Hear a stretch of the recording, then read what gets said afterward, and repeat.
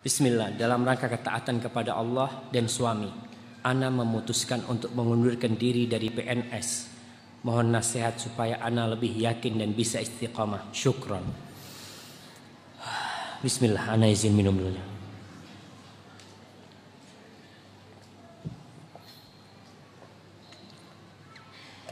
Nah, ingat bahwa yang wajib memberikan nafkah dalam keluarga adalah suami.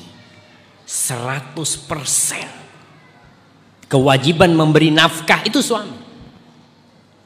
Allah Subhanahu wa taala berfirman, "Ar-rijalu qawwamuna 'alan nisa bima faddalallahu ba'dahum 'ala ba'din wa bima anfaqu min amwalihim." Tuh, pemimpin, suami jadi pemimpin itu karena karunia Allah dan karena dia memberikan nafkah. Jadi ketika seorang lelaki menikah, udah, kalau dulu yang ngasih nafkah bapak ibunya nih, sekarang suaminya yang wajib memberikan nafkah. Jadi ketika seorang istri sudah menikah, sudah.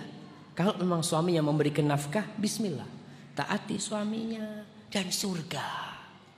Kita taat kepada, kita meninggalkan pekerjaan kita nih karena taat kepada suami. Suami tidak mau dan suami minta kepada istri agar mendidik anaknya, bismillah. Insya Allah Allah akan berkahi. Jangan berpikir, Ustaz, nanti saya kalau diceraikan suami nggak punya pekerjaan. Subhanallah. Orang menikah jangan berpikir cerai. Terkadang orang tua itu nyuruh anaknya sekolah. Nak, kau harus sekolah tinggi, nak. Kau harus bekerja, nak. Nanti kalau diceraikan sama suamimu kau sudah punya pekerjaan. Kawin belum? Kawin belum sudah dipersiapkan untuk cerai.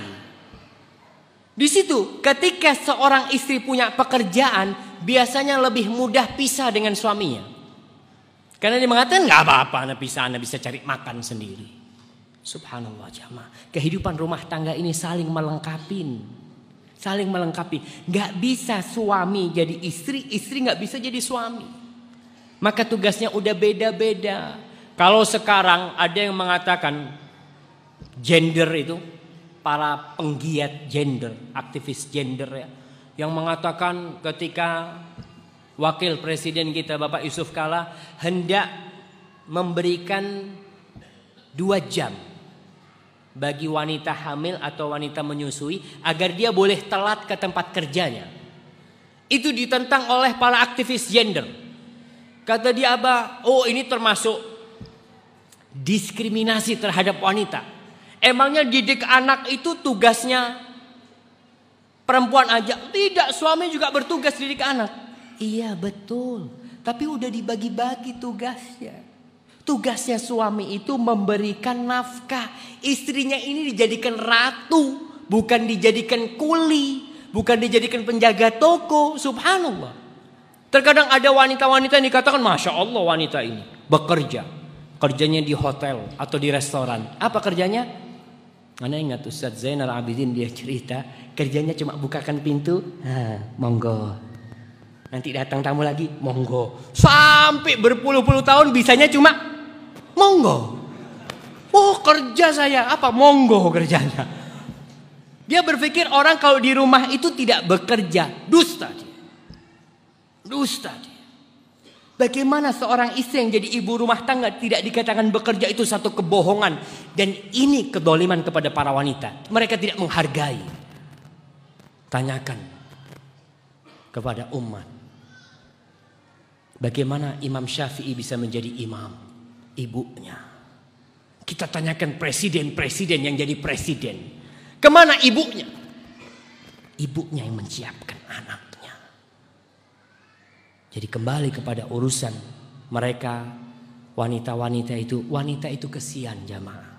Ketika dia harus bekerja di luar, pulang ke rumah masih harus ngurusin anaknya. Gak mungkin si suami nyusuin anaknya, gak mungkin. Perempuan kerja di luar jadi PNS ketika hamil, gak mungkin gantian sama suaminya. Mas, aku kesel mas. Iya, gantian hamilnya gak bisa. Maka di sini rahmat buat para wanita, tugas memberikan nafkah itu kepada suami. Wajib suami.